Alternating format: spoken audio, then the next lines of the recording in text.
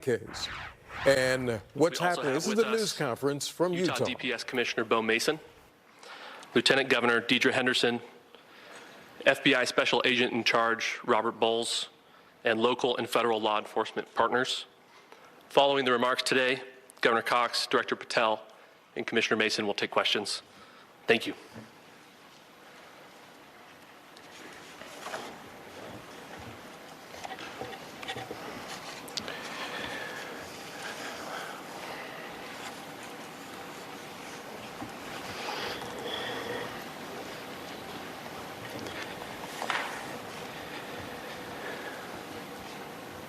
Good morning, ladies and gentlemen. We got him. On the evening of September 11th, a family member of Tyler Robinson reached out to a family friend who contacted the Washington County Sheriff's Office with information that Robinson had confessed to them or implied that he had committed the incident.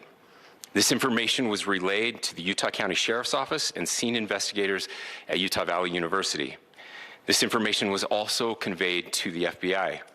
Investigators reviewed additional video footage from UVU surveillance and identified Robinson arriving on UVU campus in a gray Dodge Challenger at approximately 8:29 a.m. on September 10th, in which he is observed on video in a plain maroon t-shirt, light-colored shorts, a black hat with a white logo, and light-colored shoes. When encountered in person by investigators in Washington County on September 12th, in the early morning hours, Robinson was observed in consistent clothing with those surveillance images. Investigators interviewed a family member of Robinson who stated that Robinson had become more political in recent years. The family member referenced a recent incident in which Robinson came to dinner prior to September 10th, and in the conversation with another family member, Robinson mentioned Charlie Kirk was coming to UVU. They talked about why they didn't like him and the viewpoints that he had. The family member also stated Kirk was full of hate and spreading hate. The family member also confirmed Robinson had a gray Dodge Challenger. Investigators identified an individual as the roommate of Robinson. Investigators interviewed that roommate, who stated that his roommate, referring to Robinson, made a joke on Discord. Investigators asked if he would show them the messages on Discord. He opened it and showed several messages to investigators and allowed investigators to take photos of the screen as each message was shown by Robinson's roommate. These photos consisted of various messages, including content of messages between the phone contact named Tyler with an emoji icon and Robinson's roommate's device. The content of these messages included messages affiliated with the contact Tyler, stating a need to retrieve a rifle from a drop point, leaving the rifle in a bush, messages related to visually watching the area where a rifle was left, and a message referring to having left the rifle wrapped in a towel. The messages also refer to engraving bullets and a mention of a scope and the rifle being unique. Messages from the contact Tyler also mentioned that he had changed outfits. I know there has been speculation as well as to the writing on those casings, those bullet casings, and I believe we have that as well. And I will share that with you now. So the area north of Campus Drive Road where the suspect crossed over, you saw some of that in the video that we released last night, consists of a grassy area with trees on the edge of the UVU campus. Investigators discovered a bolt-action rifle wrapped in a dark-colored towel. The rifle was determined to be a Mauser Model 98 30-06 caliber bolt-action rifle. The rifle had a scope mounted on top of it. Investigators noted inscriptions that had been engraved on casings found with the rifle. Inscriptions on a fired casing read, "Notices, bulges, capital OWO, what's this, question mark." Inscriptions on the 3 unfired casings read, "Hey fascist, exclamation point, catch, exclamation point."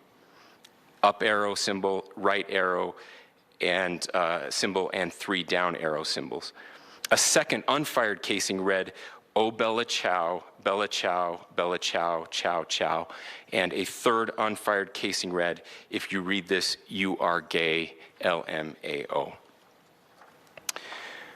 We are indebted to law enforcement across the state who has worked seamlessly together, local law enforcement, state law enforcement, and our federal partners with the Federal Bureau of Investigation. We're grateful for everyone who worked together in such a short amount of time to find this person and to bring justice. I want to thank the public who has been so engaged, reviewing videos, helping us with sending in tips, and helping us get to this point.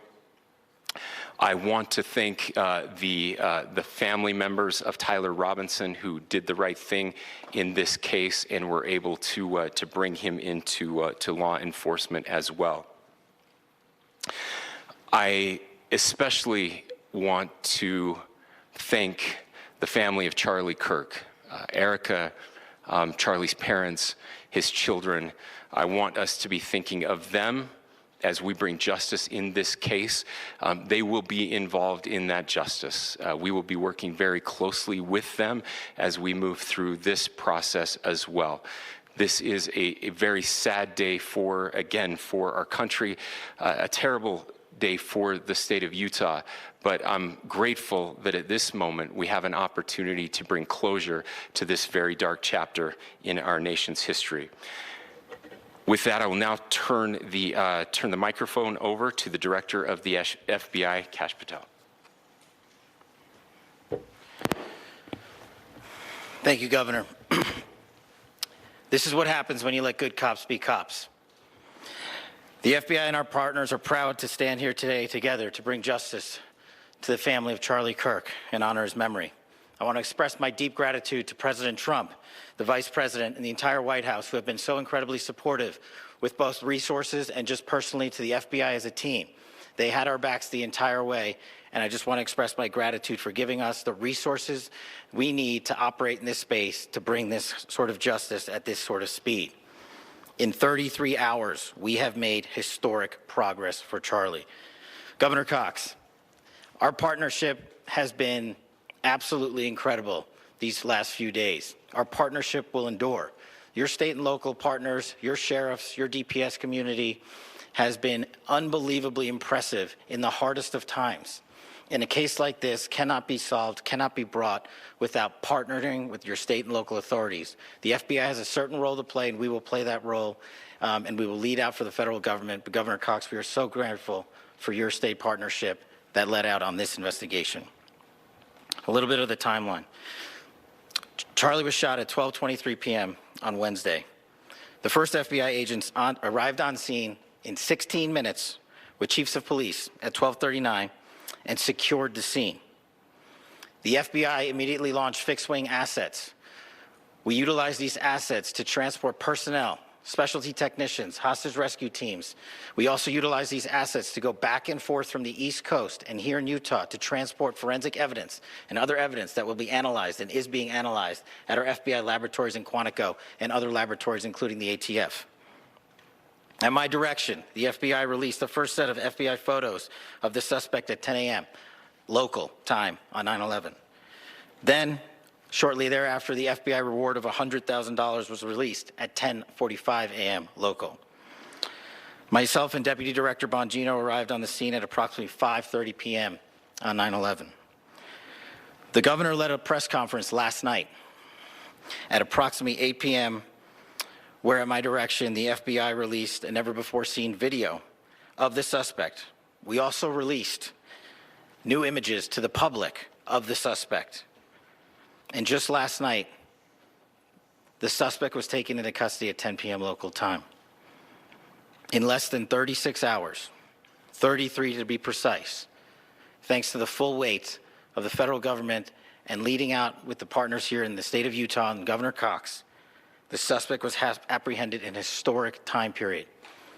And I want to highlight what Governor Cox said. This would not have been possible without you, the media, and you, the public. That's why we went so public, so fast, and we're so transparent, and we're committed to that transparency. The crime scene, just a little bit there. It is a large crime scene. State and local authorities, along with federal authorities, processed that crime scene quickly. And I even had the ability to walk through that crime scene and walk through the steps the suspect took to learn more about what was needed and what resources we needed to bear to create a full picture for the FBI and leadership back in Washington. Furthermore, thankfully to state and local partners, forensic evidence has been seized and continues to be garnered. Forensic evidence has already been evaluated at FBI laboratories in Quantico and state and local authorities here. We will continue to process evidence as we see it, as we collect it, and we will continue to deliver to Governor Cox and his team. Last night, we had a total of approximately 7,000 leads. As of this morning, thanks to your great work, we have over 11,000 leads that were called in to the FBI. And we are running out every single lead that we can. Every one of those leads will be run out. The arrest is a testament to the dedication of good law enforcement being great and partnerships in law enforcement, which I've tried to highlight as my tenure as the director of the FBI. There is no better relationship for law enforcement than the FBI to partner with state and local authorities, and you've seen it here in these last few days. The FBI Salt Lake Field Office, along with our offices in LA, Phoenix, Denver, San Antonio, Las Vegas, Pittsburgh, Buffalo, our headquarters component in Quantico, all participate in the FBI. I want to express my deep gratitude to the employees of the FBI, the men and women, the evidence response team tacticians, the special operators, the agents, the support staff. You have done monumental work in historic time when the public, who had a right to demand such an expeditious solving of an investigation, the FBI answered that call diligently, critically important to our nation, and we delivered. And I'm proud to be their leader, and I'm proud to be the director of the FBI. This is very much an ongoing investigation, as the governor said, and we will continue to work with state and local authorities to develop the investigation, to provide them the evidence they need for their ongoing prosecutions, and we will be here to answer every call they absolutely have, as long as it takes, for as long as we need to find and apprehend whatever suspects were involved in this crime. Lastly,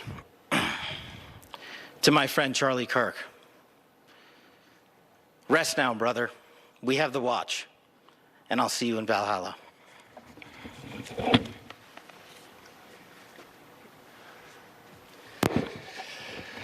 Thank you, and good morning. I would just like to take a few minutes as the sheriff to express my gratitude for everybody who has played a part in this investigation. As you know, it's been a vast, a complicated, and a very, very fast-paced investigation. You're looking at people standing up here who are running on, if they got an hour's sleep in the last couple of days, they're probably lucky. It has been very taxing. It has been so impressive, speaking on behalf of the local law enforcement, to see the cooperation that we've seen in this type of case. Across the state, sheriffs, chiefs, our state partners have stepped up and have come to the call on anything that we needed. Our county chiefs have been phenomenal. Our Utah County Attorney, Jeff Gray, who's standing up here with us, has been phenomenal in leading us through this investigation. I would like to thank the federal government for their resources, their assets. Our local team here, our FBI team, has been extraordinary in helping us work through this and bring this person to justice. Most of all, I would like to thank the public, and specifically, I would like to thank the public who turned to prayers and who turned to positiveness for us. I would like to thank them on behalf of the law enforcement community, because we needed those prayers. That's what we needed to get through this. We needed your support, and you gave it to us. We needed your patience, and you gave it to us. And I would like to thank you for the Kirk family, because that's what they need, is your support and your prayers, and that will get us through all of this.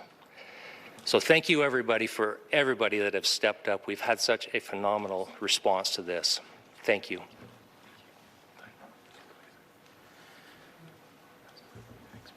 I also want to give a special thanks to the Attorney General and the Department of Justice. Their unwavering support and their commitment to justice is shown true here. And without AG Bondi and Deputy Attorney General Todd Blanche and the resources they brought to bear, we would not have been able to complete our mission. And I just want to say special thanks. It's an honor to be a part of the Department of Justice. Thank you again to our incredible law enforcement team who has worked so hard. Sheriff, I got a solid 90 minutes last night, so I'm probably the most well-rested person up here. Ladies and gentlemen, I get the microphone, so I hope you'll permit me a moment just to share a few more thoughts about where we are and how we got here and maybe a little bit of where we go from here. I don't want to get too preachy, but I think it's important that we, with eyes wide open, understand what's happening in our country today. I've heard people say, well, why are we so invested in this? There's violence happening all across our country. And violence is tragic everywhere. And every life taken is a child of God who deserves our love and respect and dignity. This is certainly about the tragic death, political assassination of Charlie Kirk. But it is also much bigger than an attack on an individual. It is an attack on all of us. It is an attack on the American experiment. It is an attack on our ideals. This cuts to the very foundation of who we are, of who we have been, and who we could be in better times. Political violence is different than any other type of violence for lots of different reasons. One, because in the very act that Charlie championed of expression, that freedom of expression that is enshrined in our founding documents, in having his life taken in that very act, makes it more difficult for people to feel like they can share their ideas, that they can speak freely. We will never be able to solve all the other problems, including the violence problems that people are worried about, if we can't have a clash of ideas safely and securely. Even, especially those ideas with which you disagree. That's why this matters so much. Over the last 48 hours, I have been as angry as I have ever been. As sad as I have ever been. And it was, as anger pushed me to the brink, it was actually Charlie's words that pulled me back. I'd like to share some of those. And specifically right now, if I could, I need to talk to the young people in our state, in my state, and all across the country. As President Trump reminded me, he said, you know who really loved Charlie? The youths. And he's right. Young people loved Charlie, and young people hated Charlie. And Charlie went into those places anyway. And these are the words that have helped me. Charlie said, when people stop talking, that's when you get violence. He said, the weak can never forgive. Forgiveness is the attribute of the strong. The only way out of the labyrinth of suffering is to forgive. Welcome without judgment, love without condition, forgive without limit. He said, always forgive your enemies. Nothing annoys them so much. A few months ago, I referenced this last night, Charlie posted to social media, when things are moving very fast and people are losing their minds, it's important to stay grounded. Turn off your phone, read scripture, spend time with friends, and remember, internet fury is not real life. It's going to be okay. He again said, when you stop having a human connection with someone you disagree with, it becomes a lot easier to commit violence. He said, what we as a culture have to get back to is being able to have a reasonable agreement, where violence is not an option. Now, again, to my young friends out there, you are inheriting a country where politics feels like rage. It feels like rage is the only option. But through those words, we have a reminder that we can choose a different path. Your generation has an opportunity to build a culture that is very different than what we are suffering through right now. Not by pretending differences don't matter, but by embracing our differences and having those hard conversations. I think we need more moral clarity right now. I hear all the time that words are violence. Words are not violence. Violence is violence. And there is one person responsible for what happened here. And that person is now in custody and will be charged soon and will be held accountable.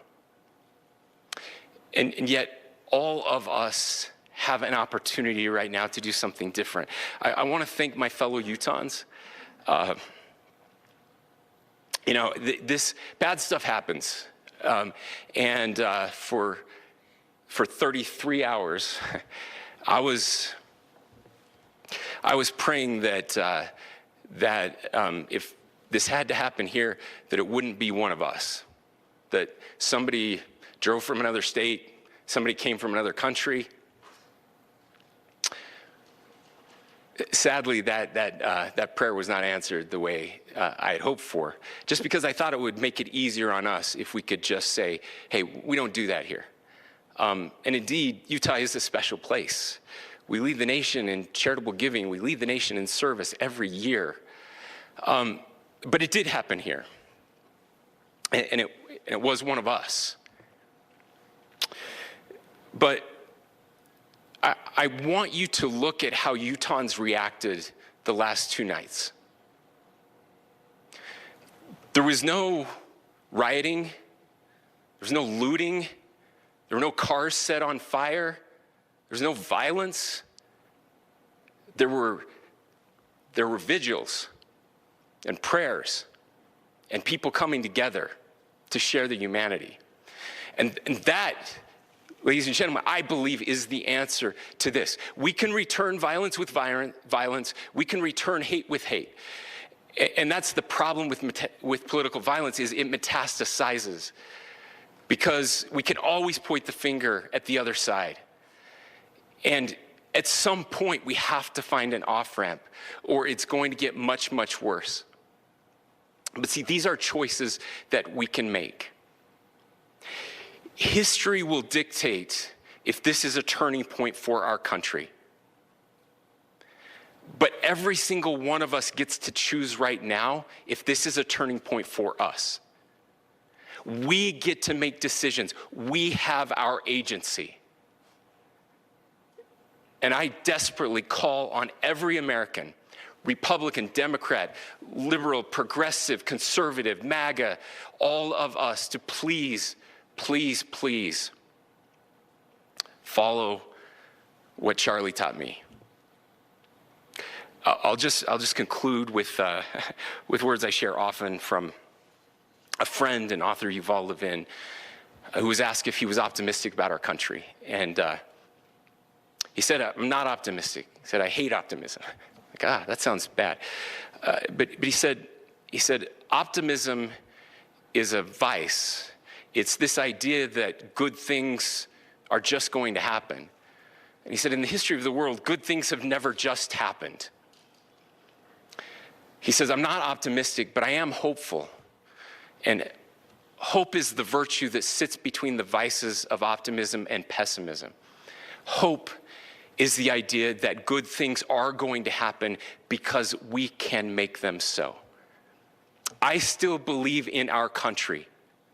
And I know Charlie Kirk believed in our country.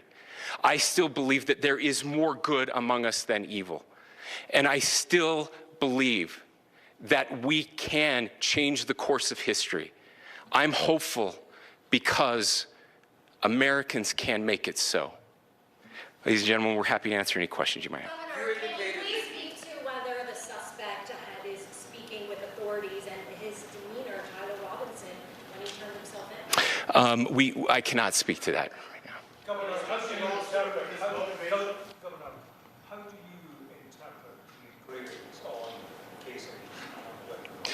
Well, I will leave that up to you to interpret what those engravings mean. I think the clearest one that says "catch fascist," there's not, and by the way, that's like catch like a ball, catch this. That's, I think that speaks for itself. Governor, you indicated that he had been communicating. Please. Talk about this level of hatred that this person expressed. Beyond that, is there anything in your view that you discovered that may have radicalized or changed him to prompt him to commit such a horrific? There's nothing more that we can share at this time. Governor, you indicated that he had been communicating with a friend on Discord about the gun. Do you anticipate any more arrests? We do not at this time have any information that would lead to any additional arrests. Do you believe he acted alone? Yes, but the investigation is ongoing. How he came into custody of police and where he is right now, Mr. Robinson? Yes, so right now, Mr. Robinson has been booked into the Utah County Jail. You heard the president this morning report that he was taken into custody, that his family and a friend helped to deliver him into custody of law enforcement in Washington County. For those of you that don't know where Washington County is, it is the southwesternmost part of the state of Utah. It's about a 3.5 to 4 hour drive from here, where we are right now, and that's where he lived and where they turned him in. Please, go here. I can't share any more than what I've already shared. Yeah.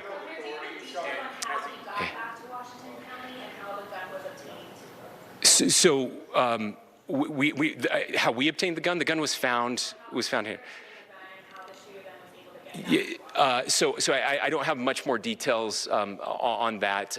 We do know that he drove. We had his car here on campus, and then we had his car going south back to the St. George.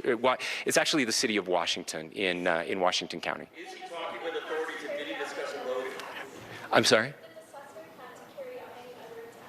We don't have any information that would lead us to believe that.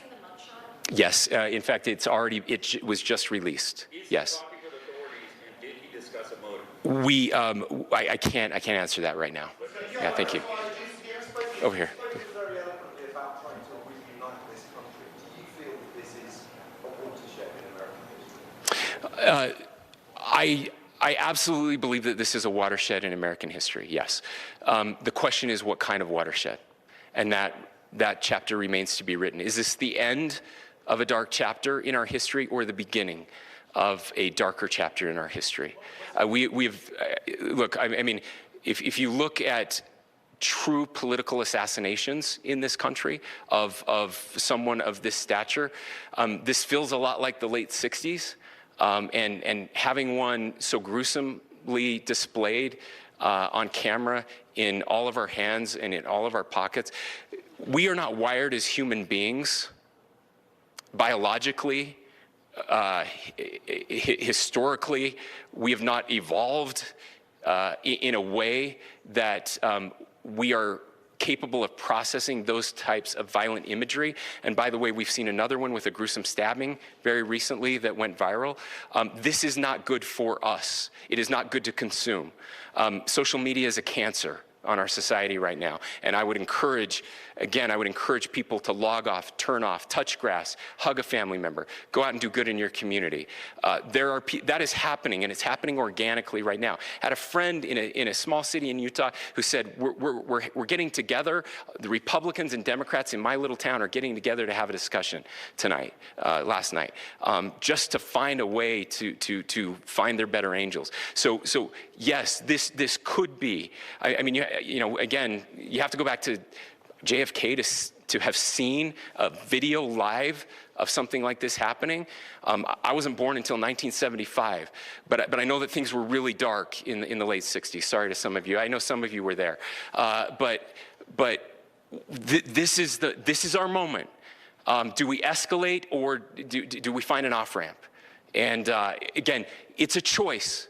It's a choice, and every one of us gets to make that choice. Two more questions right here. Could we clarify that the release of those enhanced images at 8 p.m., the timeline that Director Patel gave us, led to the arrest at 10 p.m.? Is there a direct connection between those two events? I cannot comment if there is a direct connection or not, but all I can say is that that through some process, the family came to know that this had happened. One more thing, Governor. Could you just clarify the clothing issue you mentioned earlier? Was he changing outfits? Correct. Yes. So when he's first spotted on campus, he has different clothing on, and then he changes clothing on the roof, and then changed back into that clothing at some point, so that when he was apprehended, when he was arrested, the clothing matched the clothing he had on before the shooting here at UVU. Last question here. Yes. The suspect was from Utah. Can you kind of tell us a little bit more about where, and was he a student here at this university, and is there any history of mental illness? Yeah. So I don't have any information on the mental illness part. He was not a student here at UVU. He was living and had lived for a long time with his family in Washington County, in the southernmost part of our state. Thank you, everyone, for your great work in getting this information out. I just say, process-wise, this may be important. I know many of you aren't familiar with the process in Utah. I think it's important that you understand that. Basically, we have 3 days for charging documents to be filed. A CI will be filed. We'll have more information then, more detailed information as those charging documents are filed in preparation for a preliminary hearing. So 3 days. So we would anticipate then that early next week those charging documents will be filed. We will obviously be working. The county attorney will be working very closely with Mr. Kirk's family as those documents and decisions are prepared and made. Thanks, everyone. Listening into authorities there in Utah providing much more information on the young man who's been arrested for the assassination of Charlie Kirk. He was given a name, Tyler Robinson. Again, he's 22 years old. He is now known to be in custody down about 3.5 hours south of where the actual attack happened. The governor opened the news conference by saying, "We got him," and toward the end really made a desperate plea to the public to set aside partisan rhetoric, to quell the political violence that the country is saying. He spoke to people of all parties, not just those directly affected. He was apparently also talking to family and a friend, and family and a friend actually turned him in. We've heard so much information coming in, and you heard it live here on Mornings on 2. We're, of course, going to stay on top of what's happening here, as we have yet to hear what Tyler Robinson is going to be charged with. That news should come in a couple of days. We heard from the FBI Director, Kash Patel, saying this is what happens when you let good cops be cops. And both of those officials really spoke to the relatively quick timeline of this arrest happening just, 30 or so hours after the original killing there on the campus of Utah Valley University on Wednesday. We're staying on top